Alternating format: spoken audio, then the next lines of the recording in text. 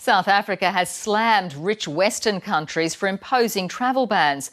The president says his nation is being punished for reporting the new COVID-19 variant to the world.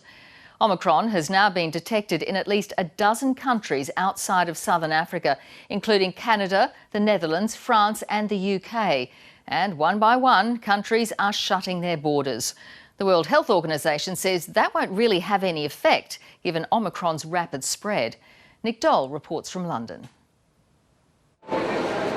With flights grounded and fears of another hard lockdown, at Johannesburg's Tambo Airport there's resentment from stranded South Africans who feel like they're being punished by the world. It's happening all over again, and it's like you don't know what it is, you know.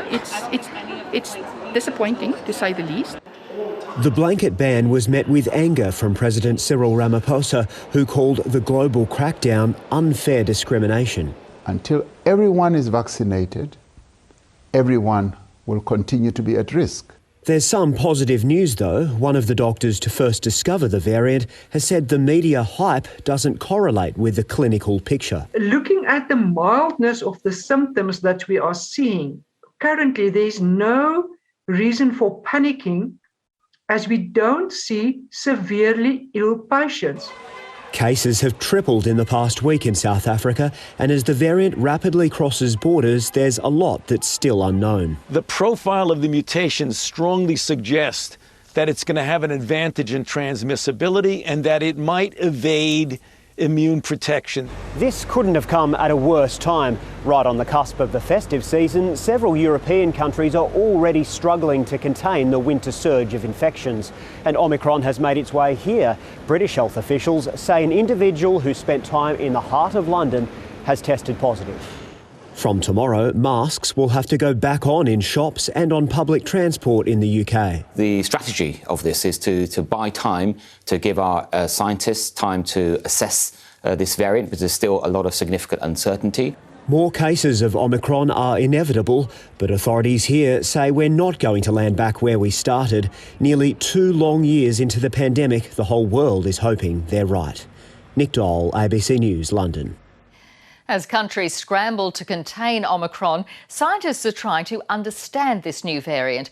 So, what do we know so far, and how worried should we be?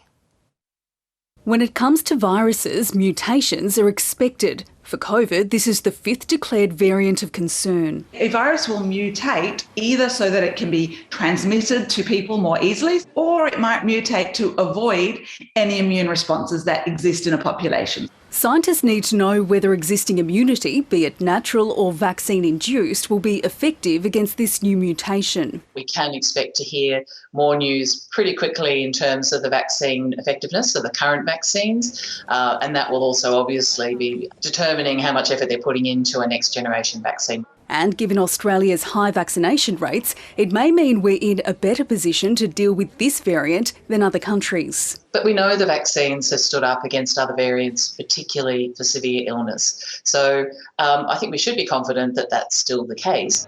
If vaccines do need to be tweaked, that shouldn't take as long as developing the originals. Pfizer and Moderna both say they can do it by early next year. The remarkable thing about the mRNA vaccines, the Moderna platform, is that we can move very fast. While early observations suggest this variant may only cause a milder disease, that's only been observed in younger, healthy patients.